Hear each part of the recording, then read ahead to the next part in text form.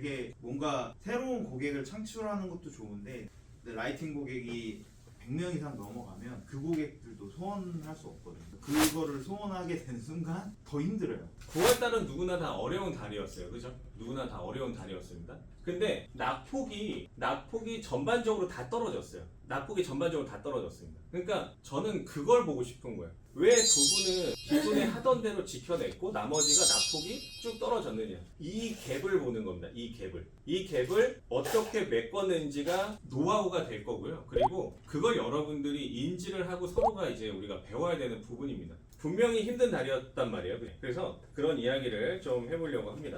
전체적으로 낙폭이 많이 떨어지면 안 돼요. 갭 차이가 많이 나면 안 됩니다. 왜냐면 이게 왜 중요한 데이터냐면 우리는 각자 영업을 하나요? 각자 다른 형태로 영업을 하나요? 아니죠. 우리는 DB를 쓰는 영업을 합니다. 같은 종류의 DB를 쓰는 영업을 하기 때문에 이렇게 낙폭이 차이가 나면은 얘를 갭을 좁혀줘야 돼요. 그게 회사의 숙제입니다. 그래서 제가 전체적인 실적들을 다 오픈을 해드린 거고요. 기존보다 9월보다는 10월이 훨씬 더 올라갈 겁니다.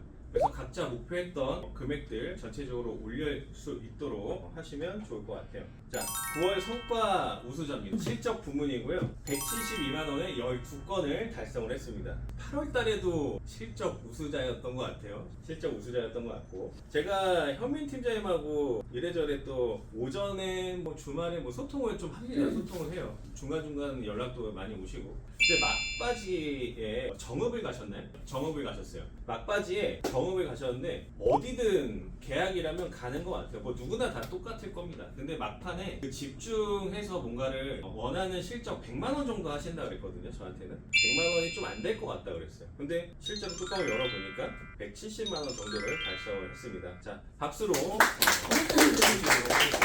수강. 네. 이거 아닌가요? 아니요, 제가 작성하지 않았는데. 계약을 내서 그거는 제가 작성하는 겁니다. 어디든 가진 않는데요. 뭐 갖고.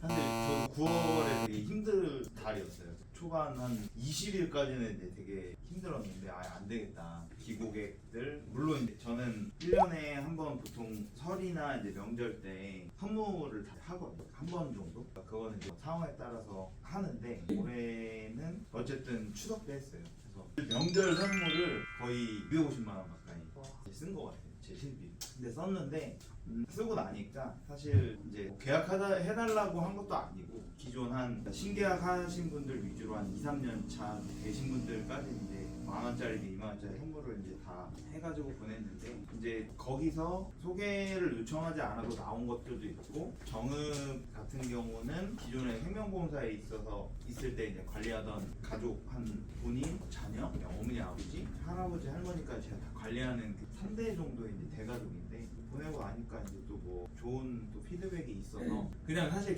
계약하러 간 게 아니에요. 그냥 거기 남동생이 정비 일을 하는데 저 가는 김에 내려가는데 정비하러 한번 들를게요. 계약 얘기 진짜 1도 안 했어요. 그냥 제가 무작정 이제 내려갔습니다. 도저히 안 되겠다. 내려가서 동생 이제 만나서 이제 리뷰해주면서 계약을 이제 받게 됐고 그럼 우리 뭐 아들 것도 봐주세요 해서 그날 뭐 아들 것도 가서 계약을 하고 또 뭐 언니 것도 다시 봐주세요 하고 거기서 사실 계약을 좀 많이 했어요. 그날 당일날 내려가서 그리고 이제 또 개인적으로 소개 들어온 거에서 주말까지 이렇게 해가지고 어찌어찌 하다 보니 됐는데 그러니까 뭐 기존 고객을 관리하는 게 쉽지가 사실 않거든요.